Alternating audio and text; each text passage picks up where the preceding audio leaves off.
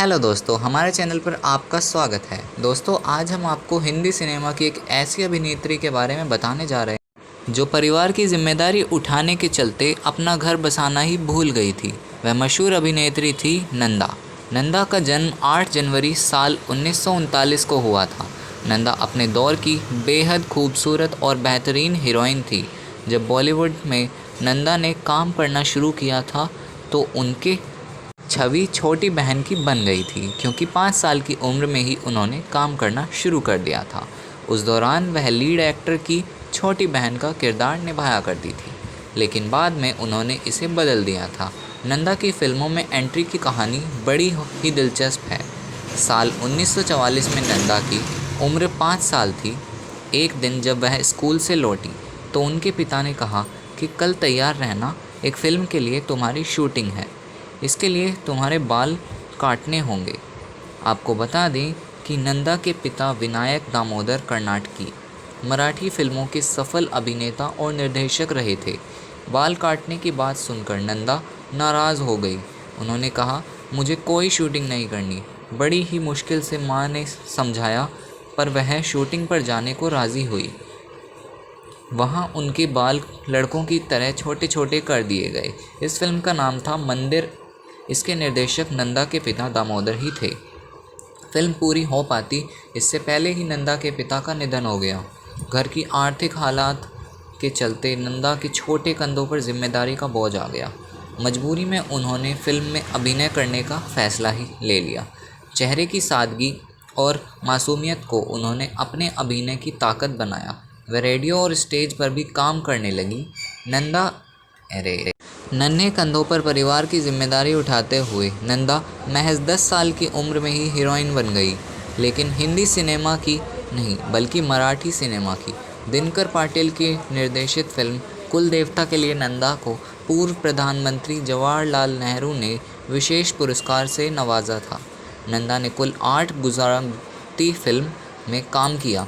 हिंदी फिल्मों में नंदा ने बतौर हीरोइन साल 1957 में अपने चाचा की शांताराम की फिल्म तूफान और दिया में काम किया। साल 1959 में नंदा ने फिल्म छोटी बहन में राजेंद्र कुमार की अंधी बहन का किरदार निभाया था। उनका अभिनय दर्शकों को बहुत पसंद आया। उस दौरान लोगों ने उन्हें सैकड़ों राखियां भेजी थी। इसी साल राजेंद्र कुमार के साथ उनकी फिल्म दूल का फल सुपरहिट रही। इस फिल्म ने नंदा को बुलंदियों पर पहुंचा दिया। बहन के रोल उनका पीछा नहीं छोड़ रहे थे। नंदा एक बार फिर साल 1960 की फिल्म काला बाज़ार में देवानंद की बहन बनी। नंदा ने सबसे ज़्यादा 9 फिल्में शशि कपूर के साथ की। उन्होंने उनके साथ साल 1961 में चार दीवारी और साल 1962 में मेहंदी लगी मेरे हाथ जैसी फिल्में की, लेकिन शशि कपूर के साथ सुपरहिट फिल्म रही जब जब फूल खिले। कई हिट फिल्में देने के बावजूद भी नंदा की अभिनय प्रतिभा का सही इस्तेमाल कम ही किया गया। शायद उनके अभिनय का पारक निर्देशक उनकी किस्मत में नहीं था। नाजुक छुई मुई और प्यारी सी लड़की की छवि को तोड़ने के लिए नंदा छटपटा रही थी। साल 1969 में राजेश खन्ना के साथ फिल्म इत्तेफाक में नेगेटिव किरदार तक निभाया, लेकिन दर्शक उनका यह रूप नहीं स्वीकार सके। तभी उन्हें साल 1973 में आई फिल्म नया नशा ऑफर हुई। इसमें नंदा ने ड्रग एडिकेट की भूमिका निभाई, लेकिन फिल्म नहीं चल पाई। नंदा को समझ आ गया था कि उनके सहज और स्वाभाविक अभिनय को ग्लैमर का रंग देने की कोशिश में उनकी अपनी पहचान ही खत्म हो रही है।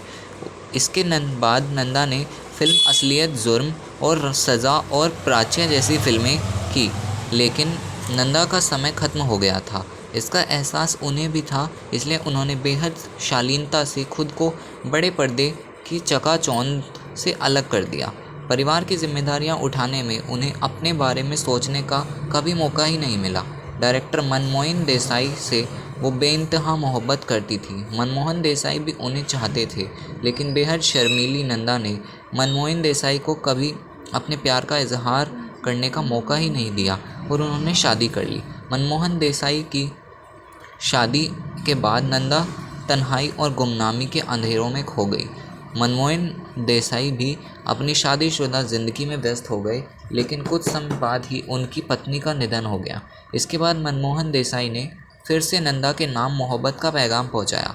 नंदा ने इसे कबूल कर लिया। इस दौरान नंदा 52 साल की हो चुकी थी।